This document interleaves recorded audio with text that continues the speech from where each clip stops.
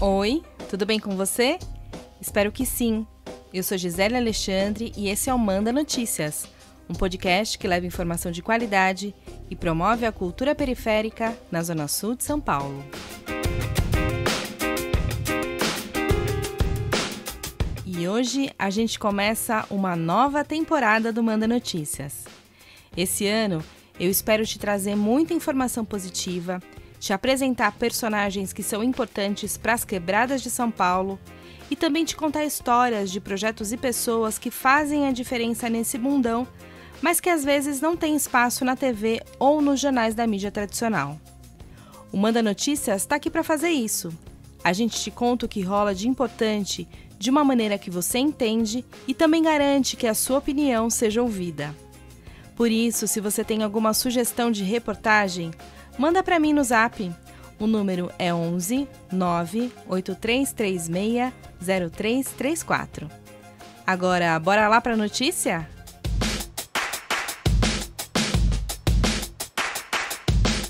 Depois de quase 2 anos em aulas à distância ou semipresenciais, a gente começa a retomar a rotina que tínhamos antes da pandemia. Porque em 2022, a volta às aulas é 100% presencial. E eu confesso que eu estou bem feliz com isso, porque para quem não sabe, eu sou mãe do Pedro Henrique, de 10 anos, que vai para a 5ª série aqui no MF no Capão Redondo. Durante a pandemia, manter e acompanhar a rotina de atividades escolares do Pedro foi extremamente difícil. Mas eu tenho a consciência que para muitas mães da quebrada que não têm acesso à internet como eu, o negócio ficou ainda mais complicado. Se em 2020 o desafio foi aprender a colocar as crianças em frente à TV para assistir às aulas e ainda aprender e ensinar as crianças a usarem as plataformas para fazer as atividades, em 2021 eu achei que seria um pouco mais fácil. Mas lidar com o esquema de rodízio entre aulas presenciais e online e ainda conviver com o medo da criança voltar da escola contaminado pela Covid foi puxado demais.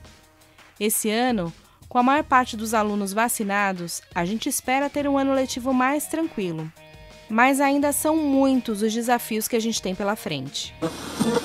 As aulas no próximo ano terão início no dia 2 de fevereiro, com término no dia 23 de dezembro de 2022. Teremos, finalmente, um calendário completo, pleno, com crianças e adolescentes, no caso do estado de São Paulo, voltando a estudar, voltando a se alimentar, voltando a estarem protegidos e amparados pela rede pública de ensino, com mais de 5.300 escolas no estado de São Paulo. Isso se deve, repito, ao avanço da vacinação. São Paulo sempre defendeu que a vacina salva. Essa fala aí do governador de São Paulo, João Dória, é de novembro de 2021. Como você ouviu, as aulas de 2022 em toda a rede estadual começam amanhã, no dia 2 de fevereiro. Já aqui na capital, as escolas da rede municipal retornam às atividades no dia 7 de fevereiro.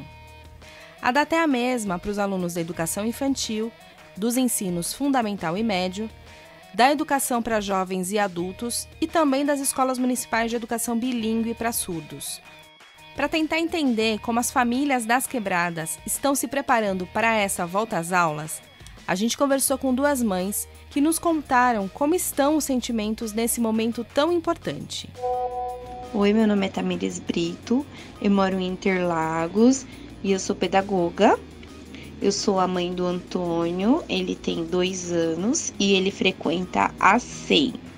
O Antônio começou a frequentar a SEI durante a pandemia. Ele começou a frequentar a escola em março de 2021. Foi logo em seguida da segunda onda, quando as coisas foram voltando a abrir e a escola foi retomando as aulas presenciais com 35%, se eu não me engano, ele já começou a ir para a escola. E aí foi um processo um pouco complicado, porque o Antônio nasceu em setembro de 2019, em março, começou o isolamento e aí nós não tivemos contato com outras pessoas. Então, o processo de adaptação dele na escola, e não só dele como o meu também, foi um pouco complicado, porque além do vírus que que estava circulando, eu tinha uma preocupação a respeito da socialização dele. Não sabia como seria e se isso seria difícil para ele, e não só para ele, mas para mim também. Mas a escola foi incrível, assim, a gestão e o corpo docente nos receberam assim de uma forma muito acolhedora, e isso fez total diferença para que eu me sentisse segura de mandar o Antônio para a escola e saber que ele tinha essa necessidade de frequentar a escola por essa questão da socialização. Então, não só os processos de desenvolvimento cognitivo, mas também o social dele foi muito incrível, assim, com essa ida à escola. Eu percebi muita diferença no comportamento dele, em várias questões. A escola foi incrível nesse processo de aprendizagem do Antônio.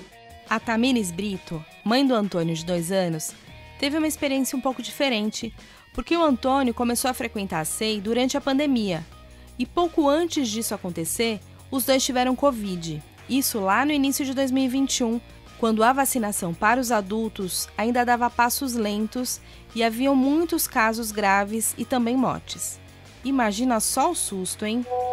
Antes do Antônio começar na escola, nós tivemos Covid e foi um processo muito difícil, porque ele foi quem ficou pior em casa e ainda não tinha vacina pra gente, né? E nós ficamos muito mal, assim, e o Antônio foi o que ficou pior. Foi um processo complicado, porque não se falava a respeito da contaminação de crianças pequenas, e nem os profissionais da saúde sabiam, né, como nos orientar a respeito disso. O Antônio teve uns sintomas um pouco mais sérios, ele não precisou ficar hospitalizado, mas ele precisava de cuidados especiais, e os próprios médicos não sabiam como nos conduzir em relação a isso. Sabendo agora que a vacina já foi liberada, que a maioria das pessoas já tomaram, inclusive nós tomamos todas as doses, nós tivemos Covid agora de novo no começo desse ano, e já foi totalmente diferente, e eu creio que foi por causa da vacina, né? Nós não tivemos sintomas. O Antônio também ficou super bem, não apresentou nenhum sintoma, mesmo ele não sendo vacinado. Eu fui vacinada e eu ainda amamento, então eu acredito que isso também possa ter ajudado o Antônio a ter ficado bem. E dessa forma eu digo que sou muito a favor da vacinação. Eu acredito que ainda nesse processo de desenvolvimento para a vacina de crianças menores de 5 anos, é importante essa espera, esse processo, mas eu acredito que logo todas as crianças poderão ser vacinadas, assim como outras doenças que foram erradicadas através da vacina. Eu creio que o Covid será mais uma que nós teremos vitória através da vacina. Eu sempre me preocupei em manter as vacinas do Antônio em dia. Desde quando ele nasceu, nunca atrasei as vacinas dele, e isso para mim é de extrema importância.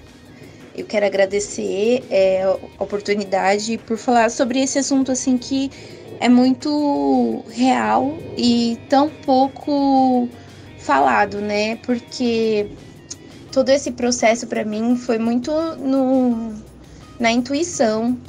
Eu tive que ir e fazer o que eu acreditava que era certo, porque não tinha tanta informação.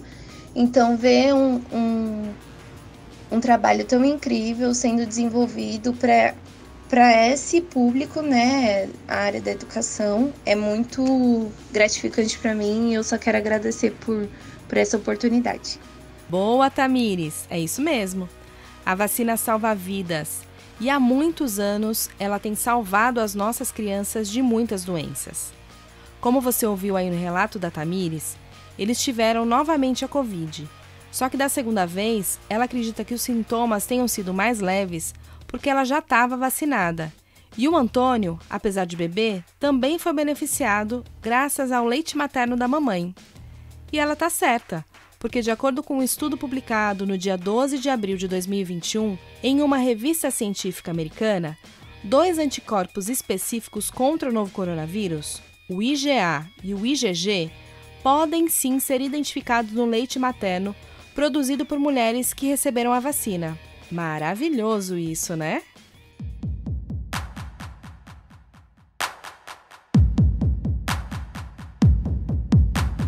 E por falar em vacinas, a gente que é mãe ou pai tem a consciência de que só quando todos estiverem imunizados, a gente vai conseguir enviar as crianças para a escola com um pouco menos de medo. Mas e os professores? Como será que está sendo a volta às aulas para eles? O professor da rede pública, Edivan Costa, morador do Piraporinha, zona sul de São Paulo, explicou que a volta às aulas desperta um sentimento de insegurança e que há muitas dificuldades em manter os protocolos contra a Covid-19 dentro das escolas. Meu nome é Edivan Costa Gomes, eu tenho 46 anos de idade, eu moro aqui na zona sul de São Paulo, Piraporinha, perto do Jardim Ângela. Eu sou professor da rede estadual há 16 anos, da rede municipal há 5 anos. Na rede municipal eu trabalho num colégio do Capão Redondo chamado Mário Rangel e na rede estadual eu trabalho num colégio chamado José Lins do Rego. Em relação à volta às aulas, agora no começo de fevereiro, o que nós educadores estamos vivenciando, passando e sentindo é um reflexo do que toda a sociedade está passando. Nós temos aí uma nova variante, ela está se propagando. Infelizmente aqui no Brasil, os dados sobre essa propagação, a dimensão dessa propagação ela não é tão claro, então nós vamos voltar. O ano passado nós atendemos de maneira remota no início do ano, depois híbrida e no final do ano nós atendemos praticamente a totalidade dos estudantes. Possivelmente vamos voltar todos agora. Então o sentimento é de insegurança sim. Tem a questão dos protocolos dentro da escola que são extremamente frágeis. Por mais que as equipes gestoras queiram fazer um protocolo que dê conta dessa questão da segurança, o que eu vivenciei o ano passado dentro das escolas deixa muito claro, pela dinâmica da juventude, pela vontade de querer compartilhar, é muito difícil você manter os critérios, os protocolos de segurança dentro da escola. Então, nesse momento, a segurança que eu sinto, ela está mais alicerçada na questão da vacinação do que efetivamente na crença de que a escola tenha condições de manter os protocolos. Realmente, Edivan, os protocolos são essenciais, mas a gente não pode deixar de olhar para as vontades dos alunos de querer interagir entre eles. Com certeza vai ser um desafio. E um outro desafio é a evasão escolar, porque durante a pandemia muitas crianças perderam a vontade de ir para a escola. De acordo com um estudo divulgado pelo Fundo das Nações Unidas para a Infância da Unicef, no final de 2020, aqui no Brasil, mais de 5 milhões de crianças e adolescentes entre 6 e 17 anos estavam fora da escola. E mais de 40% eram crianças entre 6 e 10 anos, faixa etária em que a educação estava praticamente universalizada antes da pandemia. Eu acho que um dos traços mais marcantes desse período pandêmico foi a exclusão. Não só a exclusão daqueles que foram embora, e foi uma quantidade expressiva de estudantes. Numa sala de terceiro ano, aí, pelo menos 10 a 15% dos estudantes, eles simplesmente abandonaram. Mas eu digo também a exclusão daqueles alunos que estão formalmente matriculados e que foram promovidos, porque o critério para aprovação de estudante o ano passado não foi o rendimento, não foi aquilo que efetivamente ele aprendeu, mas o simples fato dele se manter conectado. E estar conectado nem sempre se traduzir em aprendizado. Então, teve-se um impacto grande em termos de evasão de estudantes, e isso é uma coisa que é um reflexo direto da exclusão social e da exclusão digital.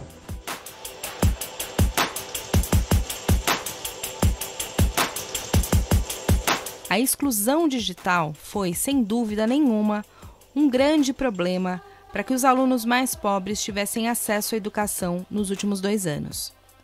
Muitas crianças não tinham acesso à internet e, mesmo depois que receberam os tablets enviados pela prefeitura, as famílias não tiveram tempo para aprender e usar as plataformas de ensino. É por isso que é tão importante ter o maior número de pessoas e crianças vacinadas o mais rápido possível. Porque quanto mais seguros os pais estiverem para enviar os seus filhos para a escola, mais rápido eles vão poder retomar o processo de aprendizagem.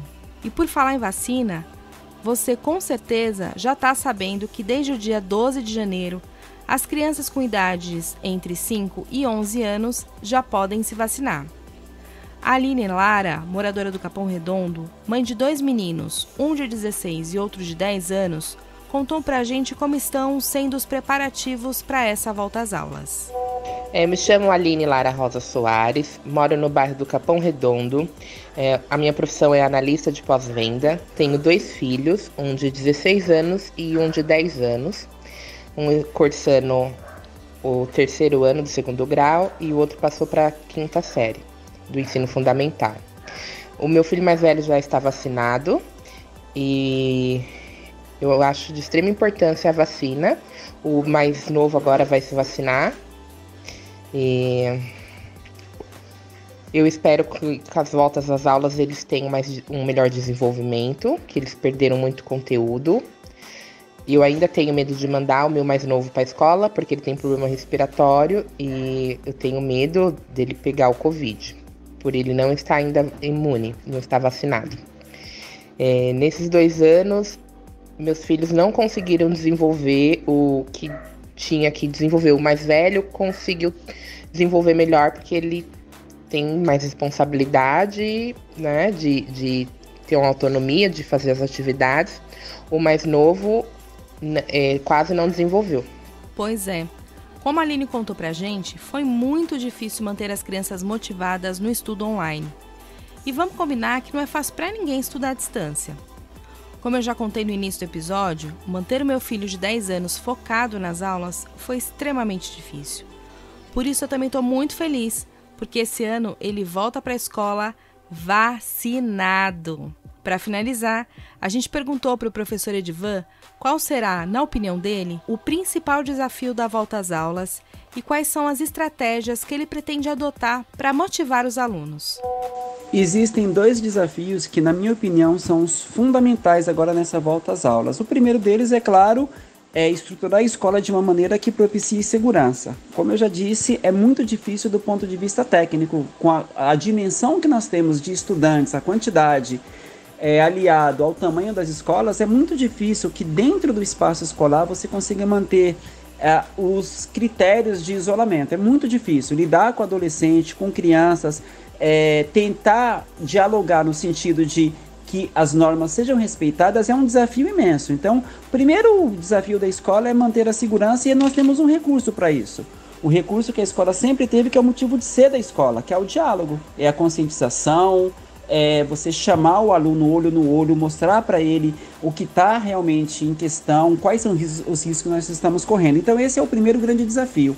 O segundo desafio é dar conta dessa defasagem. São 2 anos praticamente aí de aulas dadas numa estrutura extremamente deficitária. A exclusão digital ela se mostrou totalmente presente e excludente. Então são os 2 principais desafios: dar conta da segurança e dar conta da defasagem pedagógica desses estudantes.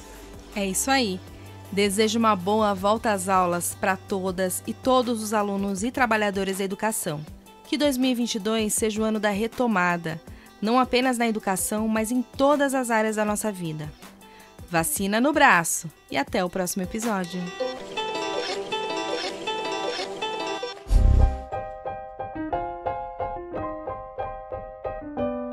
Agora você também pode contribuir com o nosso jornalismo.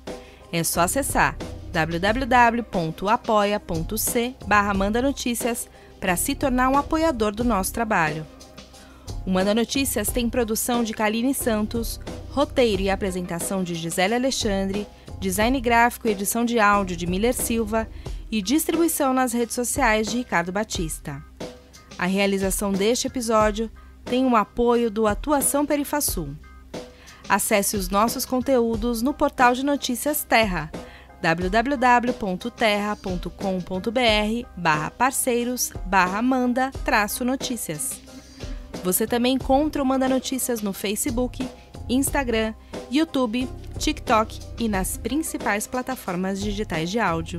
E você também pode receber esse áudio diretamente no seu WhatsApp. Para fazer parte da nossa lista de transmissão, é só enviar uma mensagem para mim no número 11 9 8336 0334.